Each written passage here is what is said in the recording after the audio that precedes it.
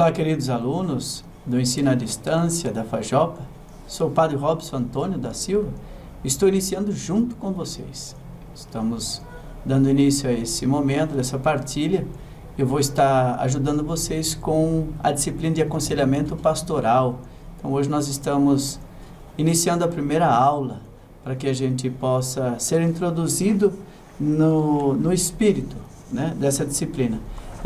O material que nós vamos usar, tanto aquele que estará disponibilizado para vocês, como aquele que vocês têm aqui agora, dos slides que eu fiz, nós estamos usando o material do Padre Reginaldo Marcolino. Então, esse material não é meu, foi me passado pela direção e a gente vai estar, então, juntos vendo aí essa disciplina do aconselhamento pastoral.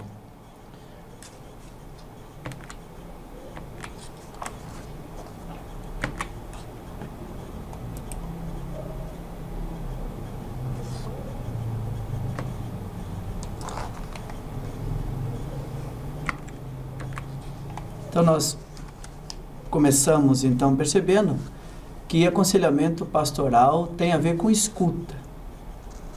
E vocês vão percebendo aí nesse slide, que vocês estão me acompanhando, que a escuta é o modo de localizar-se diante do outro. Qual é a finalidade de escutar? Ajudar. Então, é preciso estar bastante atento a esses conceitos para que a gente possa ir entendendo e aprofundando como vai se desenvolver aí essa disciplina. Então, a escuta é a localização, né? Como eu me coloco diante do outro nessa finalidade de ajudar. Nós vamos perceber, você não tem finalidade de dar de prescrever nenhuma receita para ninguém. Então, a sua finalidade como aconselhador pastoral será essa de escutar. Poderíamos dizer que você será um escutador. Então, nós percebemos também que, já que a finalidade é ajudar, você vai promover a mudança, mas uma mudança construtiva. Agora, é uma promoção que você vai fazendo na medida em que vai escutando. Então, quanto mais capacidade de escuta tem aquele que se coloca na posição de aconselhador pastoral, muito mais possibilidade de estar promovendo essa mudança, que é construtiva, por isso tem a ver com construção, com trabalho, com exigência, não é só você que fará esse trabalho, necessitará muito também da parte da outra pessoa para que possa. Então, no material disponível também vocês vão perceber essa questão que dentro do aconselhamento pastoral a dimensão afetiva é muito importante. A dimensão afetiva nos torna capazes de lidar, de entender, de se envolver com questões de sentimentos, né? Então, quando atendemos, quando escutamos, entra em jogo os afetos. Não dá para a gente separar, dizer eu vou ser agora só razão. Não. O envolvimento afetivo na escuta, ele acontece de maneira muito natural. Vocês poderão aprofundar isso daí com uma maneira muito interessante que o Padre Reginaldo preparou esse material para nós aí. Então, dessa questão de quando você atende, os afetos vão sendo também expressos. O que é importante agora, nesse primeiro momento, é diferenciar três coisas. Aconselhamento pastoral.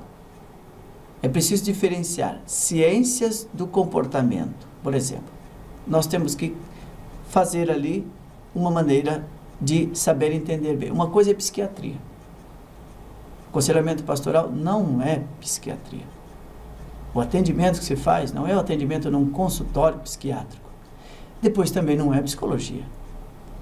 Então, o aconselhamento é justamente aquilo que nós dizíamos, a ajudar numa construção de uma maneira nova de entender e perceber a situação que está se vivendo. Como, por exemplo, uma crise. Sempre que alguém procurar um aconselhador pastoral, na verdade, ele tem uma crise instalada e ele quer procurar ajuda. Então, precisa estar bastante atento nesse sentido para que não se confunda, senão vai pensar que nós temos aí um consultório de psiquiatria, um consultório de psicologia, que temos que já medicar. Não é nada disso. É realmente um outro embasamento que nós fizemos, né? Então, veja aí, todas elas ajudam no momento de crise. A psicologia, a psiquiatria, não estou desvalorizando, pelo contrário. Estou querendo que a gente possa diferenciar, delimitar, para poder entender aquilo que diz respeito à nossa disciplina.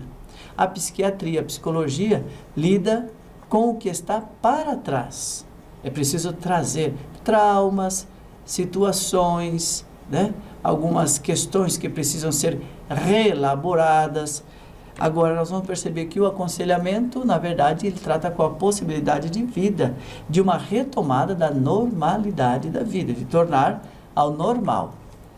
Por isso é importante saber ouvir para encaminhar. Esse é o grande mérito do aconselhador pastoral. Então, essa disciplina quer nos ajudar a aprofundar e a treinar para saber ouvir. Nós vemos hoje a necessidade das pessoas serem escutadas. É grandíssima. Então, se você se dispor nesse serviço de escutar, de ouvir alguém, você vai perceber que às vezes a pessoa fala 40, 50 minutos, termina, você não disse nada. Ela fala, muito obrigado. Você hoje salvou meu dia, salvou a minha vida. Então você vai ouvir para encaminhá-la e ajudá-la, sobretudo, a retomar a normalidade da sua vida. O aconselhador não possui o papel de direção. Você não é aquele que dá a direção, você não é o diretor. Não. A verdade é porque nós precisamos entender que questão de dirigir significa ensinar, dar conselhos, guiar, conduzir, diagnosticar. E não é função do aconselhador ensinar, guiar, diagnosticar. Então, precisa estar muito atento para que você não faça isso, de se tornar ali o diretor, né? A direção daquele que está com você. Então, ensinar, dar conselhos não é função do aconselhador, é mesmo conduzir, e muito menos diagnosticar. Isso tem os médicos que podem fazer. Na verdade, o outro precisa assumir a sua responsabilidade. Essa é a grande função. Então, esse momento do trabalho introdutório da nossa disciplina vai nos ajudar a entender bastante essa questão, que a responsabilidade é de quem nos procura. A crise é de quem nos procura. Então, você vai ajudá-lo a normalizar novamente aquela situação complicada, um pouquinho caótica, em que parece que está havendo ali um curto-circuito e que a pessoa não consegue entender. Você, estando de fora da situação, poderá ajudá-la. Mas você não pode eximi-la da responsabilidade dela. Ou, pior ainda, trazer para você uma responsabilidade que é própria daquele que nos procura. Enfim, aconselhamento o que é? É ajudar, explorar, descobrir e esclarecer maneiras frutuosas de viver. O que é o aconselhamento? Ajudar a pessoa a encontrar o sentido na vida. Por isso que Viktor Frankl, aquele alemão que pai da logoterapia, também elaborou a partir da sua experiência ali no campo de concentração a grande teoria da logoterapia, que é encontrar o sentido da vida. Encontrar onde está o sentido da minha vida, né? Por exemplo, ele diz lá que uma vez, atendendo uma mulher, disse ela, por que então a senhora não suicida? Não, mas eu amo minha filha. Pronto, este é o sentido da vida dela, o amor à filha. E é isso que a impedirá de um suicídio. Então, é importante perceber isso daí, ajudar a explorar, descobrir. Você tem que ser como que um garimpeiro, né? A pessoa que desce num garimpo e ele vai ali com a peneira explorando, tentando encontrar pérolas preciosas, só que elas estão na pessoa. Você ajuda, você vai garimpando, vai esclarecendo, né? Para que ela possa encontrar o sentido da vida. E quem procura um aconselhamento, na verdade, é uma experiência que ela não sabe lidar. Por isso que vai procurar você. Então, quem procura tem uma experiência que não está sabendo lidar com ela. E você se coloca com essa experiência para que ela saiba lidar, né, com essa situação. Então, quem te procura está com esta necessidade. O aconselhamento ajuda a sair ou lidar com a crise. Na verdade é isso. Ou vamos lidar, elaborar, administrar essa situação, perceber, ajudar até a encontrar caminhos, sempre iluminando o sentido da vida da pessoa e a lidar com a crise.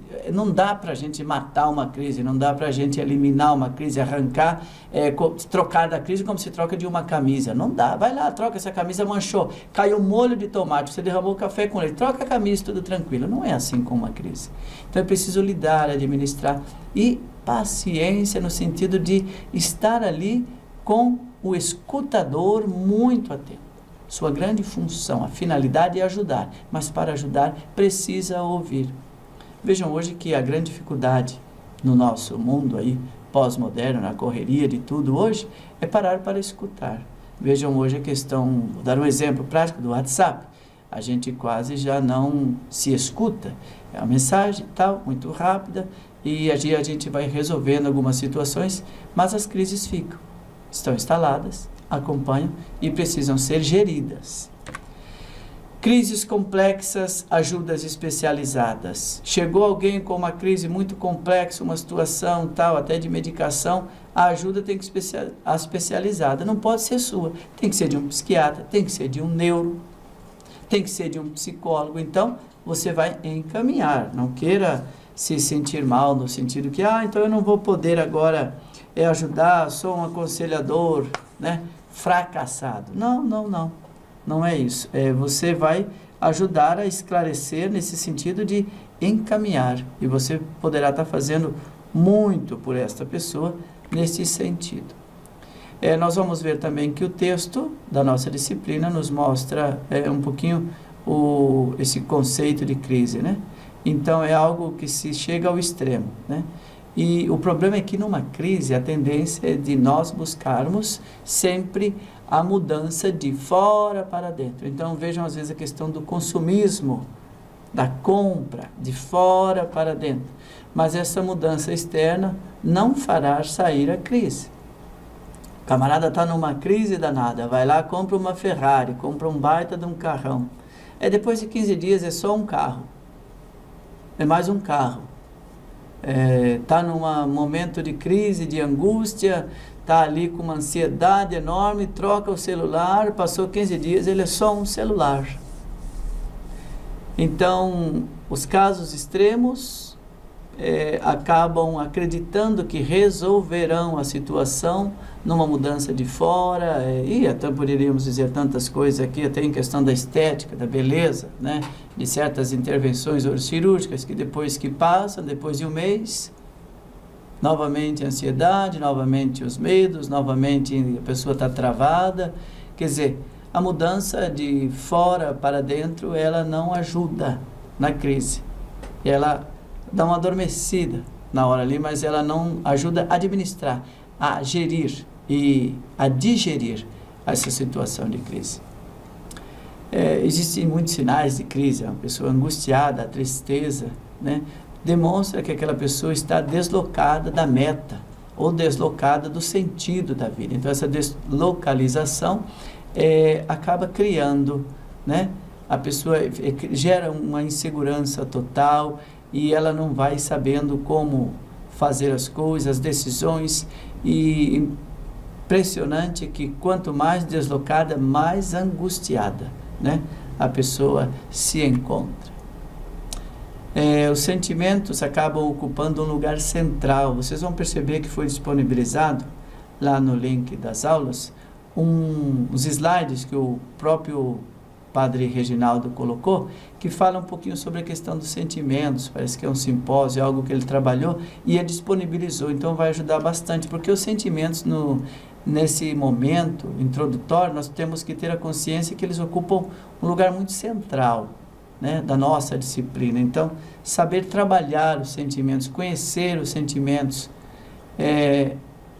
administrar bem os sentimentos, é algo que vai ter que ser bastante elaborado por nós. Vocês vão ver aí no decorrer das aulas. Sentimentos. O que são isso, né? Então, nós precisamos ter conhecimento, porque são coisas importantes, minha gente. E nós precisamos aprender a lidar. Por exemplo, o sentimento da raiva não é de tudo ruim. O sentimento da raiva serve para proteger, colocar-se em defesa e defender-se de algo que possa fazer-te mal. Então, hoje é muito negativado alguns sentimentos e nós precisamos ajudar as pessoas a elaborar melhor essas coisas. Mas eles nos ajudam muito a lidar no momento de crise. E quando nós formos, né, realmente tratar uma questão de crise, o que está em jogo, em voga, o objeto é o sentimento. Então, precisamos ir aprofundando essas questões também. Depois nós vamos percebendo também que é preciso ter aí o conhecimento um pouquinho de relação aos sentimentos, por exemplo, da ansiedade, a cobrança, essa culpa constante que às vezes a pessoa faz de si mesma. Então, ajudar, elaborar, né? Ouvir, sobretudo, as cobranças que ela faz e tentando ali e colhendo as informações que no momento de aconselhamento pastoral, a própria pessoa vai deixando isso de maneira muito clara também. Agora, nós sabemos que hoje no acompanhamento pastoral, a culpa, e vocês sabem que existe a culpa sã e a culpa má. A culpa má, ela é destruidora. A culpa má pode ter levado muita gente até mesmo à questão de depressão, de certos transtornos. Agora, uma culpa sã, como é dita, ela é boa, ela ajuda. É ela que me impedirá de repetir um erro. É ela que me impedirá de me frustrar com uma situação, vendo algo que já aconteceu. Então, ajudar, porque hoje a questão da culpa é o que tem gerado muita ansiedade, a cobrança muito grande que as pessoas têm de um erro, de um fato que não deu certo, de uma resposta que não deu, de algo que aconteceu e que não pode fazer, do pai que estava doente, por exemplo, e não foi visitar, ou uma avó, o tio, e depois chega a notícia, olha, já faleceu. Então, olha, isso é destruidor na vida do sentimento de um ser humano. Então, nós podemos aqui nos perguntar de tirar a crise. Então, como é que eu posso tirar a crise? Vocês vão ver depois, aprofundando o seu estudo particular. A grande pergunta é, como isso começou? Então, levar a pessoa a encontrar essa resposta. Lembra que nós dizíamos que você não é o diretor, você não dá a direção, você vai ajudar, você vai garimpar, você vai fazer ela trazer para fora. Ela tem que vir. Então, ajudar a entender quando começou. Então, vai procurando ver qual é a situação realmente, onde o início desta crise acabou desencadeando hoje toda essa situação dos sentimentos tão transtornados que a pessoa vai apresentando ali no momento. Desinstalar a crise torna a pessoa mais inteira. E essa é a grande questão e é o grande mérito dessa nossa disciplina de aconselhamento pastoral. Eu considero a possibilidade de desinstalar a crise, sabe? Tem algo instalado, é uma energia instalada mal feita, está dando curto-circuito na casa. Eu vou lá no disjuntor, desligo, quando eu desligo, eu desinstalo toda a possibilidade de curto que poderia haver. Então, desinstalar a crise tornará a pessoa mais inteira, tornará a pessoa mais pessoa, mais dona no sentido dos seus sentimentos, mais madura, mais realmente, para que ela possa realmente administrar, né, essa situação de crise. Então, ajudá-la a desinstalar é o grande mérito. Nós vamos ver que aí no material tem alguns princípios do aconselhamento. Nós estamos numa disciplina de aconselhamento pastoral, então vamos colocar, já falamos aí um pouquinho do objetivo, algumas finalidades, estamos elucidando alguns conceitos importantes que vão sendo depois, à medida em que vamos nos encontrando por esses vídeos, sendo mais aprofundados. Mas agora também alguns princípios do aconselhamento. Primeira coisa, o resultado de relações, né? Então, é preciso estarmos muito atentos, porque o ser humano, ele na verdade é um ser relacional, né? Ele busca o transcendente, o resultado das nossas relações é com o outro, inter, fora, e dentro de nós, conosco mesmo, inter, né? Então, o inter com a relação do de fora e o intra, a relação comigo mesmo. Mas essa relação também, nós vamos perceber que ela tem sempre uma causa e um efeito. Então, é preciso estar atento, porque a causa e efeito na relação dependendo, por exemplo, a gente sabe o outro quando fica nervoso, há quem diga, né, a minha educação, o pessoal como costuma dizer, a minha educação vai até onde a sua. Então, o que eu falo tem um efeito, né? A minha reação, na relação ao meu comportamento. Então, ter muito claro essas questões também, porque o aconselhamento está ligado com a relação, né, com o ser humano que busca essa questão.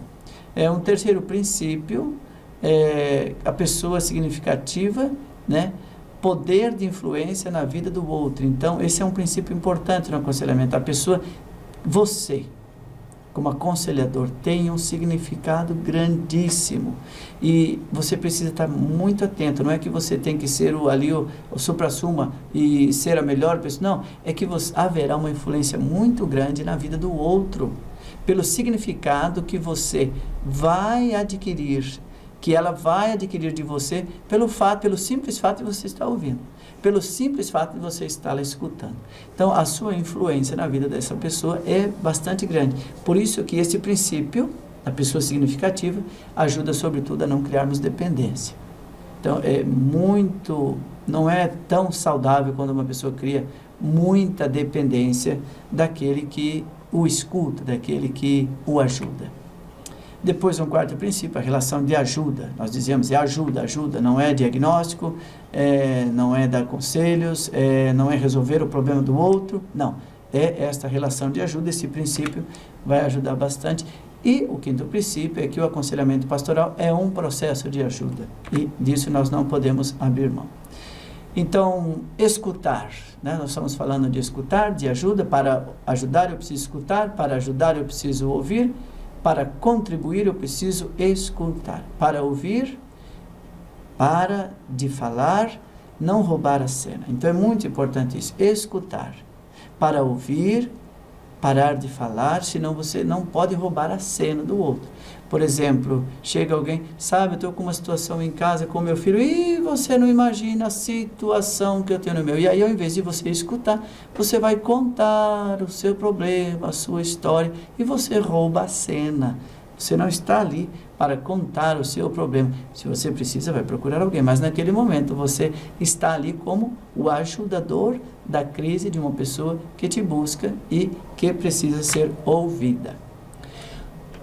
O aconselhador não muda a vida da pessoa. Então isso é uma ilusão. Isso vai te trazer frustração e aí você poderá sofrer muito depois se você ajudar. Porque os bons também sofrem, viu?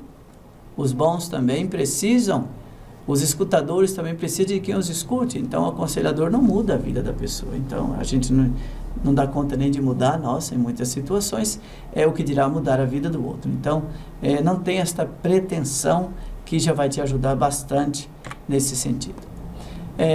As habilidades para o aconselhamento pastoral são, quanto mais simples, melhor, né? É a questão de serem mais afetivas mesmo, de ajudar a entender ali a questão dos sentimentos, ajudar a pessoa a elaborar melhor, mas de maneira muito simplificada. Lembram que eu disse há uns minutos atrás que se existe uma situação complexa, você deve encaminhar para um psiquiatra, para um psicólogo, para um neurologista. Mas a grande habilidade do aconselhamento pastoral é a simplicidade. Quanto mais simples formos, melhor será o nosso desenvolvimento no aconselhamento pastoral. Pois bem, escutar é a arte de estar com o outro. Eu me lembro uma vez que alguém dizia que foi ao hospital, ficou do lado sentado de um amigo que estava doente, ficou o dia inteiro. E no final do dia, o amigo lhe disse: eu não tenho como retribuir isso que você fez comigo hoje. O fato de eu saber que você estava aqui do meu lado me trouxe tranquilidade. Então, escutar é isso, é estar com o outro, é colocar-se diante do outro, é fazer-se, né, algo importante para o outro, é colocar-se numa atitude de entrega para o outro. Pois é isso, então, que nós tínhamos para introduzi-los um pouquinho a respeito da nossa disciplina, que é o aconselhamento pastoral. Então, nós vamos também estar enviando para vocês ali algumas questões, algumas perguntas. Eu estou disponível também no fórum de dúvidas, viu? Se alguma coisa não fica claro, como eu disse a vocês, nós estamos iniciando junto. Pode ser que tenha criado algum nervosismo aí, não sei, eu espero poder ajudar. Mas se ficou alguma dúvida, alguma coisa não foi entendida, depois o material do Padre Reginaldo está perfeito, maravilhoso dessa primeira unidade, também os outros, e a gente vai trabalhando a partir daquilo que ele nos deixou, então. E eu vou estar indicando também alguma bibliografia muito simples, muito simples. Se a grande habilidade do aconselhamento quanto mais simples, melhor. Aqui o simples é ótimo. Então eu vou estar enviando também para vocês algumas coisas que são muito simples, mas que nos ajudarão bastante também a aprofundar. Quero agradecer a sua atenção e a gente se encontra aí no próximo encontro, então. Obrigado.